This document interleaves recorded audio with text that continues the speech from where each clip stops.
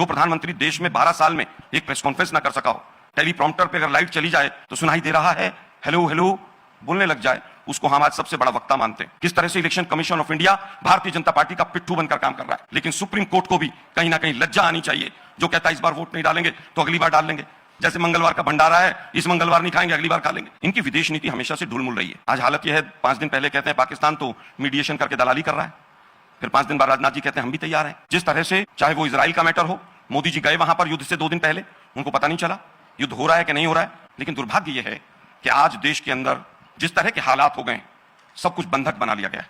ED CBI के पास इनका कोई जवाब नहीं है। इनके पास पीएम केयर फंड का जो प्रधानमंत्री हिसाब नहीं दे सकता हो, जिसकी अपनी डिग्रियों का पता नहीं, एंटायर पॉलिटिकल साइंस की डिग्री कहां से लाए, वो परीक्षा पे चर्चा करता है और नीट के एग्जाम पर सीबीएसई के कांड पर चुप बैठा रहता है। इतना कमजोर प्रधानमंत्री आज तक नहीं आया।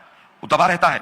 एप्स्टीन फाइल की डिटेल तमाम मंत्रियों के पास तो नहीं है, और तमाम लोग जो उनके ऊपर सवाल उठाते हैं वो गायब हो जाते हैं मार्केट से। किस तरह से लोकतंत्र को लूटा जा रहा है, किस तरह से election commission of India Bharatiya Janata party का पिट्ठू बनकर काम कर रहा है। किस तरह से बंगाल में क्या हुआ, 27 लाख लोग वोट नहीं डाल पाए। ममता जी जीते हारे, हम जीते ये जीते, फर्क नहीं पड़ता है। लेकिन सुप्रीम कोर्ट को भी कहीं ना कहीं लज्जा आनी चाहिए, जो कहता है इस बार वोट नहीं डालेंगे तो अगली बार डाल लेंगे। जैसे मंगलवार का भंडारा है, इस मंगलवार नहीं खाएंगे, अगली बार खा लेंगे।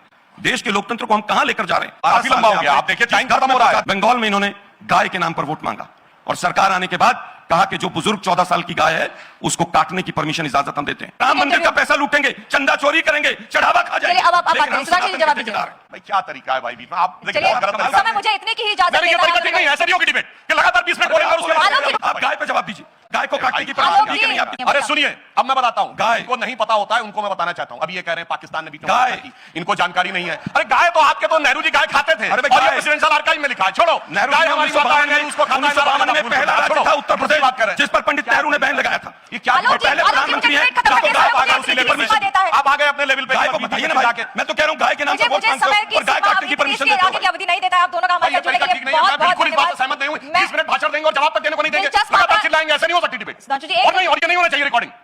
ये कोई बात होती है 20 मिनट चिल्लाएंगे, फिर बीच में चिल्लाएंगे, फिर आप कहेंगे समय नहीं है। समय नहीं तो रोकना चाहिए था। आप गाय पे 20 मिनट लगातार बोलेंगे, मैं चुप बैठूंगा। गाय पे जवाब दो। आपने 14 साल की गाय को काटने की परमिशन दी हाँ या ना? जवाब दे दो ना। गाय के ऊपर करने की बात कर रहे हैं। काटने की परमिशन आप लोगों ने दी हाँ या ना? अरे नहीं दी है भाई, कोई परमिशन नहीं है। क्या बात कर रहे हैं? क्या बदतमीजी है भाई, क्या बदतमीजी का काम कर रहे हैं? आलोक जी, आप दोनों का बहुत बहुत धन्यवाद।